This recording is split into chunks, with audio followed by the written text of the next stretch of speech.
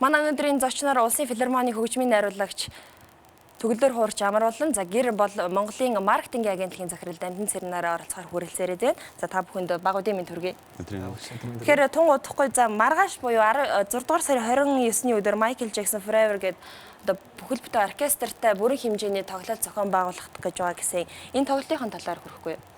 За энэ тоглолт нь Улсын филармоны симфони найрал хөгжим, Баян монголчуулга, цэргийн ардын дугуйчийн чуулгын хоорынхан тэгээд бүжигчид гоцлол хөгжимчнөр гитарч өөжгээ морин хурч шин цаг гений гэсэн хүмүүс бүрэлдэхүүнтэй энэ тоглолтыг хийх гэж байна. Тэгээд энэ тоглолт нь ямар учиртай тоглолт юм гэхээр Монголд анх удаа бүрэн хэмжээний яг Майкл Джексоны одоо дуунуудаар симфони оркестр, поп оркестр гэж ярьдаг. Поп оркестрийн тоглолтыг бид нэр хийхээр ажиллаж байна. Энэ санааг юу наах яаж гаргасан бэ? Тий. Би өөрөө бол Майкл Джексон улаан фэн байгаа. Тэгээд ер нь 96 онд одоо Майкл Джексоны концертыг үзчихсэн. Тэгээд тэрнээс хойш ер нь улаан фэн болоод сая өнгөрсөн 4 жилийн өнгөрөөд 2009 оноос хойш анх Джексоныг ер нь ийм тоглолтыг ер нь Монголыг одоо Джексоныг яаж таниулж мэдүүлэхтэй Монголд мөн дэлхийд бас Монголын урлагаар дамжуулж тэ дэлхийн давцанд бас ямархуу хэмжээнд бид нар бас Монголын залуучууд бас нэг хөрөх зорилготой энэ тоглолтыг анх санаачилсан байна. Тэгээ энэ найруулга маань ер нь 3 жилийн өмнөөс хийгдэж эхэлсэн.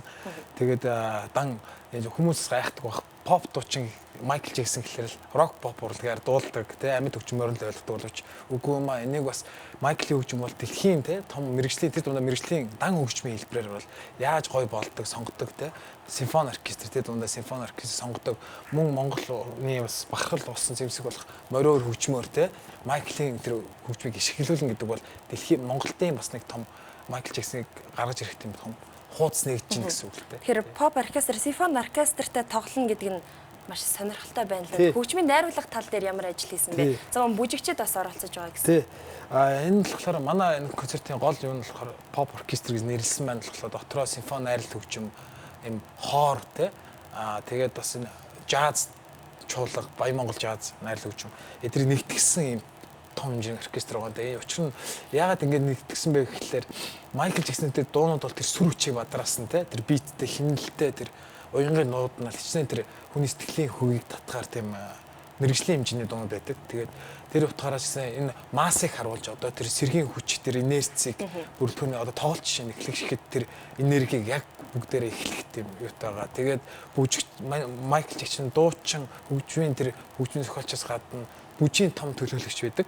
Тэр утгаараа ч гэсэн бас манай концерт бас бүжийн номерд орж байгаа. Энэ бол мэдээж тоглолтын сюрприз явах болно. Тэгээд энэ ганцхан Монгол анх удаа гэдгээс гадна дэлхийд ийм дан хөгжмийн бүтээлүүдээр симфони бүтээлээр бол анхдагч концерт байгаа. Тэгээд энэ бол бид нар дараагийн концерт ер нь бол жилийн жилд 6 сарын 25-нд буюу энэ концерттой уламжлал болгож зөвхөн ганцхан удаа хийж тэ энэ концертоор энэ Майклыг Монголын үзэгчдэд Майклээс таниулж мөн Монголын энэ уран бүтээлчд Майклыг ямар хэмжээнд одоо тий уран бүтээлчдийн бас ур чадварыг харуулах тий. Тэгээд бид нар бас энэ тоглолтын дараагаар ер нь бол дэлхийн Майклийн фэн клубтай хамтарч тий энэ Монголыг сурталчлах, Монголын соёл урлагийг бас дэлхийд таниулах ямар мориороор жишээ Майклыг тоглоно гэдэг бол дэлхийн одоо тэр фэн улсууд бас сонирхол бас байдаг тий. Тэрүүгээр бас танаас тийм бас холбоо тогтоох гэж бид нар бас ярилцсан байгаа тий. Тэгэхээр сүүлийн үзэгчдийн одоо хөгжмийн боловсролын тухай ярилцъя гэж бодлоо. Ер нь үзэгчид маш их хөгжмийн тоглолтуудыг үзэх дуртай бас авчирсан зүйлээсээ үзэгчдэд бас үзүүлэхгүй. За энэ авчирсан байгаа зүйлүүд нь бид нар Америкаас тусгаалan захисан энэ Майкл Джексоны CD-нүүд, оригинал CD-нүүд байж байгаа. Тэгээд энийг яах гэж захисан гэхээр мэдээж Майкл Джексоны тоглолт бол зүгээр нэг тоглолт болоод өнгөрөхөөс илүү бас фэн клубыг одоо бас Монголд одоо өргөжүүлээ. Тэр фэн клуб гэдэг маань өөрөө Майкл Джексон одоо цуглуулдаг юмнууд байдаг шүү дээ. Одоо CD-нүүд, балкатууд. Одоо бид нар бас тэрүүнд зориулаад одоо энэ подолка хийсэн байж байна. Албан ёстой. Тэгээ энэ яг энийг бол бид нар албан ёсоор Америкаас захиж авчирсан. Тэгээд тэр тоглолтод ирсэн хүмүүс маань одоо энэ CD-нүүдийг одоо худалдаж авах боломжтой байгаа. Одоо яг нэг хууль ёсны дагуу. Би өдрийн сонголтын дээр бас асуумаар нь ягаад 6 дугаар сарын 25 гэсэн мөртлөө одоо хойшлогдчихсан байгаа шүү дээ. 2009 оны 6 сарын 25-нд Майкл Джексон өвд болсон те. Тэгээд тэрнээс хойш 4 жил өнгөрцөн байж байна. Тэгээд яг бид нар 6 сарын 25-нд 4 жил хий гэж ярьж ирсэн. Гэхдээ яг түрүү жил нэг сонгуульд таарад бид нар хийж чадаагүй. Энэ жил бас дахиад сонгуульд таарчлаа. Тэгээд 6 сарын 25-наа өнгөрчлээ. За тэгвэл яах вэ? Дараа жил хийх үү гэж ярьж байгаа. За ердөөсөө л энэ жил зориглоод хийчихгээд тэгээд 29 болгосон. Энийг бид нар сонгуулийн хороотой ярилцж хагаад 3 хоногийн дараа болох юм байна гэдэг энэ 29-ыг сонгосон байна. Тэгээд яг үзэгчдийн боловсролын хувьд ярих юм бол мэдээж одоо залуучууд гадаад дотоод их явдаг болсон. Тэгээд бас сонгодог урлаг гэдгийг юу гэдгийг мэддэг болсон. Тэгээд мэдээж энэ бол симфони оркестраар тоглож байгаа анхны тоглолт биш. Өмнө одоо анаар найруулж исэн Cinema Night, Fantasia гэх мэтчлэн олон тоглолт хийж исэн л да улсын филармони. Тэгэхээр яг тэр тоглолтууд ингээд хараад хахад үзэгчд бол яг энэ иймэрхүү тоглолтыг бол одоо хүлээлтээр хүсдэг болсон юм байна. Тэгэхээр бид нар бас зөвхөн энэ тоглолтыг хийгээд зогсохгүй цаашдаа бас олон жилд одоо тогтмол 4-5 ийм том хэмжээний тоглолтуудыг хийхээр. Энэ тоглолтууд ер нь за энэ тоглолтын хувьд ярихад жил болго уламжлал болгон зохион байгуулалт нь гэсэн шүү дээ, тийм. Тэгэхээр гадаадын одоо Майклийн одоо холбоотой хүмүүсийн хэр ер нь харилцаа холбоо тогтоож ер нь дэлхийд бас бид нар бас ийм хийгээд дээ шүү гэдгийг Монгол улс ийм тоглолтыг зохион байгуулсан шүү гэдгийг яаж одоо хүргэх гэж байна. Ямар ч гэсэн бид нар энэ удаа анхныхаа тоглолтыг зохион байгуулах чинь тэгээд түрүү хэлжсэн дэлхийд яг бүрэн хэмжээний поп оркестр гэдэг утгаараа анх удаа бараг тоглогдож байгаа. Тэгээд бид нар ямар ч энэ тоглолтоо хийгээд энэ тоглолтын бичлэгийг бид нар нийлүүлж байгаад одоо дэлхийн нөгөө Майкл Джексоны фэн клуб гэж байдаг шүү дээ. Тэр лөө хандаад бас Монголд яг юм Майкл Джексон сонсдог. Гэхдээ ингээд яг поп оркестраар явандаа бид нар одоо юу гэдэг чинь дараа жил Майкл Джексон маань өөрөө 200-аад уран бүтээлтэй байдаг. Тэгэхээр дараа жилийн тоглолт маань яг энэ одоо энэ жил тоглосон бүтээлүүдээрээ тоглох юм бол гэвэл үгүй. Хөтөлбөрүүдээ өөрчлөөд явна бас симфони оркестраа өөрчлөөд одоо морин оронжуулах ч юм уу те. Эсвэл яг цэвэр жаз хөгжмүүдэр ч юм уу тиймэрхүү байдлуудаар ингээд явах чаа. Тэгээд тэр дэлхийн одоо Майкл Джексоны фэн клуб руу хандаад бид нар хүсэлтээ явуулаад албан ёсны фэн клуб болчих юм бол явандаа магадгүй дараа жил дэлхийн одоо хүмүүс хурж ирээд энэ тоглолтуудыг үзэх сонирхох боломжтой болох тийм. Тэгэхээр энэ тоглолт маань хизээ бас хаана болох вэ? Хэдэн цагаас болох вэ? Ганцхан удаа тоглогдох уу? Тий. Ер нь яг ганцхан удаа. Ер нь жилд ердөө ганцхан удаа бид нэр төлөвлөсөн байгаа. Тэгээ тэр утгаараас яг Майклыг сонсдог тэр фэнүүдтэй энэ тоглолтод хүрэлцэн гэж бид нар бас гол нь концертод анхаарал тавьж байгаа юм бөхөр яг тэр орчныг бий болгож байгаа Майклийн тэр концерт ямар болдог вэ? Ямар төвшөнд болдог вэ? Бас фэн клубын тийм булан нээгдэж байгаа те бид нар официальны тэр албан ёсны CD, DVD, плакат танилцуулга футболкуудыг те бас бид нар тэр улсуудад танилцуулах хүрээгээр бас булан гаргасан байгаа. Мөн бас энэ манай концерт маань болохоор солийн төхөөргөнд маргааш буюу 29-нд 19 цагаас тоглогдно. Тэгээ ердөө ганцхан удаа.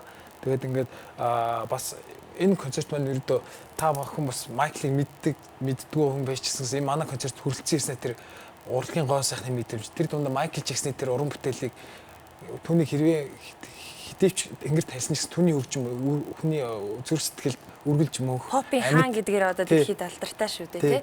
Тэгээд та бүхэн ч гэсэн мэдгүй хүн фэн болоод гарах магадлал маш өндөртэй шүү гэж.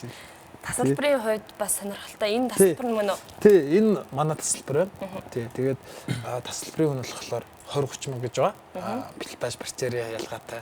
Тэгээд энэ тасалбарын талаар ярихад одоо энэ дээр нь зураг байж штэ. Энэ This is it гэдэг яг өөхийнхээ үед одоо дараа тоглогдох байсан тоглолтын нэр нь байж байгаа. Тэгээд бид нар яг энэ одоо зургийг аваад бас Forever гэж нэрлээд бас дурсан санцгай гэдэг утгаараа одоо энэ билетээ хийсэн байна. Тэр үнэхээр сайхан тоглолт болох гэж байгаа юм байна. Тэгээд бас маргааш бас амралтын өдөр байгаа залуучууд маань бас амралтын өдөр ая тухтай сайхан өнгөрүүлээд дэлхийн попын хааны тоглолтыг бас Монгол хувилбараар Монгол залуучууд яаж хийж байгааг бас хүлээ авч үзэх боломжтой боллоо гэсэн сайхан мэдээг бид хүргэж байна л да. Тэгэхээр энэ CD-ийн хувьд хичнээн хуваар ирсэн байгаа. Ер нь хүмүүс авах ер нь боломж хэр байгаа вэ?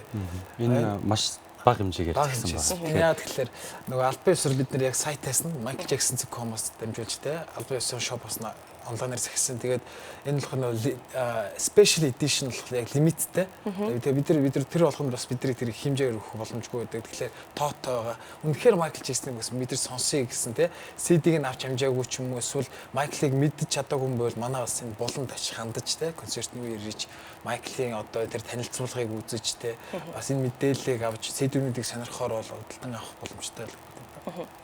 Тэгэхээр бидэнд бас ярилцах хугацаа маань өндөрлөх төхөж байна. Үзэгчтэй хандаж бас юу гэж хэлмээр байна. Тийм ямар ч байсан Майкл Джексоны тоглолтыг бид нэр анх удаа зохион байгуулж байна. Тэгээд энэ тоглолтод хүрэлцэн ирсэнээр та нар одоо яг Майкл Джексон гэдэг хэн байсан юм бэ те? Ямар уран бүтээлүүд төрөвчсөн. Одоо энэ тоглолтны хөтөлбөр одоо 15 номертой байгаа. Тэгээ энд хүмүүсийн яг мэддэг яг фэнүүд нь бол бүх дуунуудыг мэднэ. Мэддэг дууч би зарим нь мэдэхгүй дуунууд гэж магадгүй те. Тэгэхээр яг Майкл Джексон гэдэг ямар хүн байсан, ямар уран бүтээл төрөвчсөн гэдгийг илүү амьдаар pop оркестраар сонсох боломж та бүхэнд нэг. Монголынхан бас хөгжимчдийн ур чадварыг харах боломж бүрдэж байгаа юм байна шүү дээ тий. За тэгэхээр та бүгд хийж байгаа ажил үс өндөр амжилт хүсье. Бас маргаашийн тоглолт амжилттай зохион байгуулагдах болтугай.